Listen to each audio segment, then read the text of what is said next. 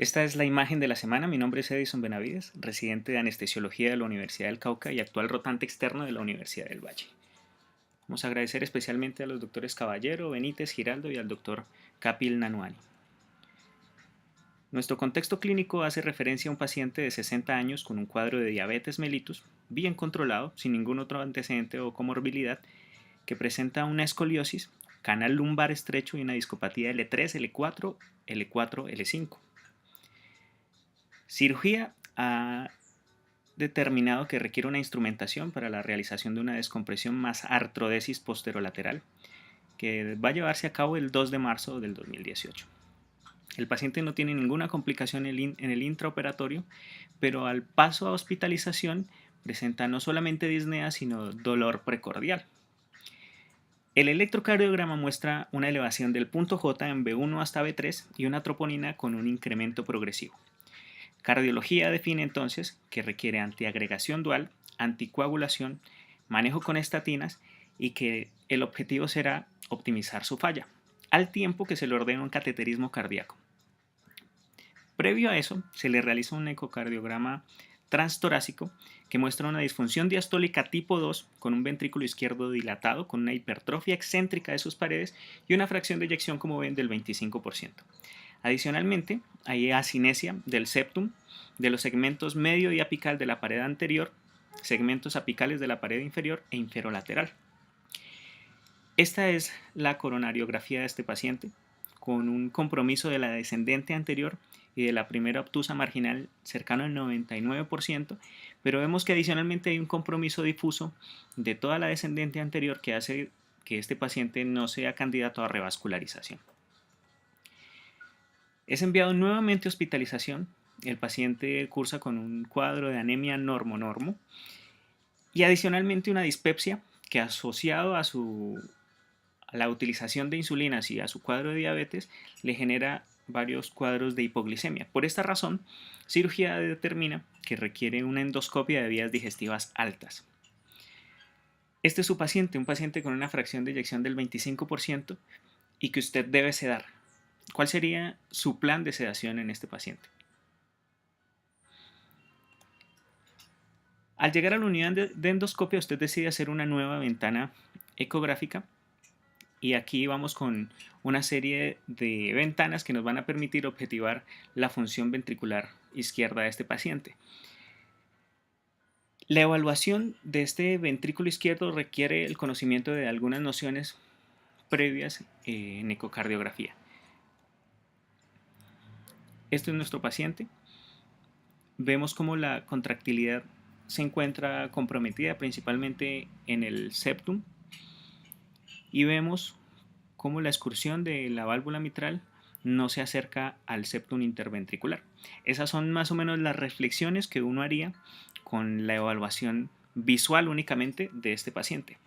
Pero vamos a ver que podemos objetivar la separación septal del punto E, que no es otra cosa más que la medición de la distancia que existe entre el ventrículo o entre el septum interventricular, perdón, y nuestra válvula mitral. Esta distancia nos va a permitir establecer si hay un grado de disfuncionalidad del ventrículo izquierdo.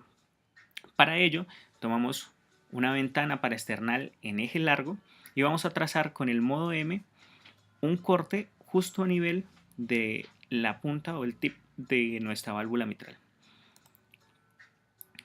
Al realizar ese modo M vamos a tener una onda que son la onda E y la onda A, haciendo referencia la onda a esa patada auricular que genera un movimiento también sobre la válvula mitral, y lo que vamos a empezar a evaluar es, una vez reconocido que este es el septum interventricular y que esta es la válvula mitral y que aquí está el punto E, vamos a ver cuál es la distancia entre el septum y el punto E. Si esa distancia es menor de 7 milímetros, decimos que es una funcionalidad, o podríamos decir que la funcionalidad del ventrículo izquierdo es normal. Mientras que un aumento de esa distancia, siendo mayor de 10 milímetros, nos habla de que hay un posible cuadro de insuficiencia cardíaca congestiva. Obviamente, hay que tener en cuenta que una insuficiencia aórtica podría incrementar esa distancia, lo mismo que una estenosis mitral. Sin embargo, Este abordaje permite objetivar esa función. Como vemos en nuestro paciente, esa válvula mitral no se acerca lo suficiente al septum. Definitivamente nuestro paciente tiene más de 10 milímetros y eso nos habla de que tiene una funcionalidad del ventrículo izquierdo deteriorada. Otro método es realizar un acortamiento fraccional. Para ello lo que vamos a hacer es un corte a nivel del ventrículo izquierdo, cerca a nivel de los músculos papilares. Lo que hacemos es ubicar nuestro modo M a nivel del ventrículo izquierdo y vamos a hacer una serie de mediciones que son el ventrículo completamente distendido en la fase diastólica, es decir, el volumen del ventrículo izquierdo al final de la diástole y el volumen al final de la sístole. Como no podemos establecer un volumen como tal a través del modo M, lo que vamos a medir son distancias en centímetros. Un rango de normalidad para el final de la diástole del ventrículo izquierdo es que esta distancia de las paredes sea entre 3.5 y 6.5 centímetros y que para efectos de la sístole la distancia esté entre 2 y 3.8 centímetros. Si nosotros cargamos estos datos a nuestro programa de ecocardio, nos va a calcular no solamente una fracción de acortamiento, que en este caso sería el 28%, sino que nos permite establecer una posible fracción de eyección del ventrículo izquierdo, que en este caso daría aproximadamente 53.2%. Esto lo podemos hacer en un eje largo, pero también puede hacerse en un eje corto, donde nos ubicamos en un paraesternal eje corto a nivel de los músculos papilares y vamos a realizar la misma medición. Nos pasamos entonces de una evaluación netamente visual a una en la que podemos, a través de las mediciones y el preset que tiene nuestro ecógrafo, de evaluar qué tan deteriorado está la funcionalidad de nuestro ventrículo. Tenemos entonces nuevamente a nuestro paciente y vemos cómo la válvula debe acercarse al septum interventricular. Este es un ejemplo de otro paciente en el que hemos realizado este ejercicio de acortamiento. Entonces, al tener esta ventana, sencillamente trazamos un modo M, vemos que esta sería la distancia en fin de diástole y acá tendríamos la distancia para un fin de sístole. Al cargar estos datos, mire que tenemos un diámetro interno de ese ventrículo izquierdo de 2.8 en diástole y de 1.25 en sístole, encontramos que la fracción de eyección para este ejemplo aislado es del 87%. Esta es una ventana en un eje paraesternal corto y lo que vamos a evaluar es cómo se contrae todo nuestro ventrículo izquierdo. En el caso de este, que es nuestro paciente, vamos a tener que hay un compromiso de esta pared de acá. Miremos esta diapositiva. ¿Alguien me podría decir a qué corresponde cada uno, a cuál pared corresponde cada uno de estos números? Muy bien, tenemos la pared anterior, tenemos una pared septal, una pared inferior y una pared posterolateral. Estos datos nos permiten de alguna manera establecer cuál podría ser el origen de una inmovilidad o una cinesia que tenga explicación por obstrucción de alguna arteria. Vemos cómo la irrigación de nuestro ventrículo es objetivable, al menos aquí a nivel de los músculos papilares tenemos que esta porción está en parte por la circunfleja y la descendente anterior y esta parte por la descendente anterior, que es en efecto las paredes que tienen menor movilidad en nuestro paciente. Realizar juicios visuales únicamente puede llegar a generar errores o diferencias entre uno y otro observador hasta del 66%. Por esa razón, objetivar la funcionalidad del ventrículo izquierdo resulta más práctico. Vemos como en esta ventana, que es una ventana apical de 4 cámaras, podemos observar como el septum del paciente tiene una movilidad disminuida. Es posible entonces que a través de esta ventana podamos saber cuál podría ser la fracción de eyección de nuestro paciente.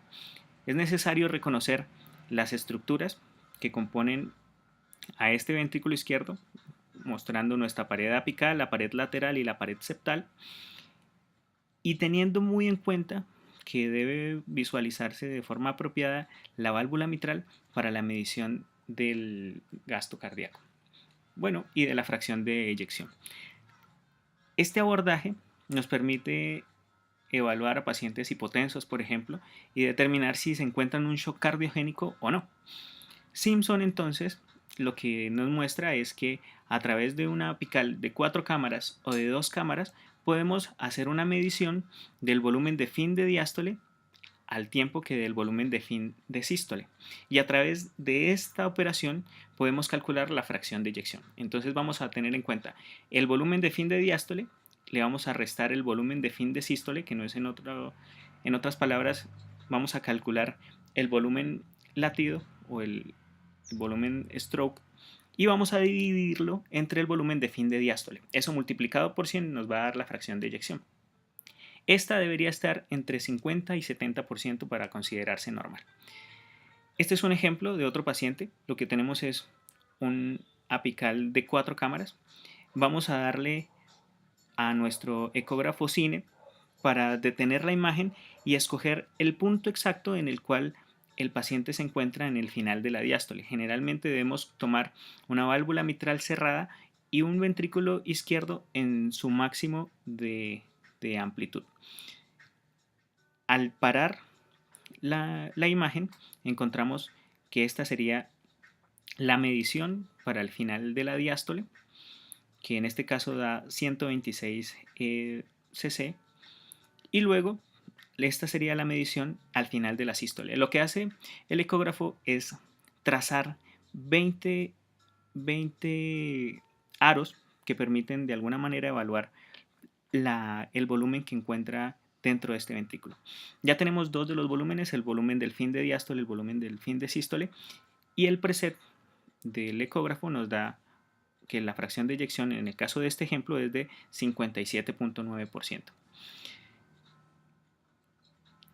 Ese esquema de Simpson lo podemos utilizar así para evaluar ya la fracción de eyección, o podemos sencillamente solamente evaluar el volumen sistólico. Entonces calculamos el volumen de fin de diástole, el volumen de fin de sístole, y este debería estar entre 60 y 70 milímetros.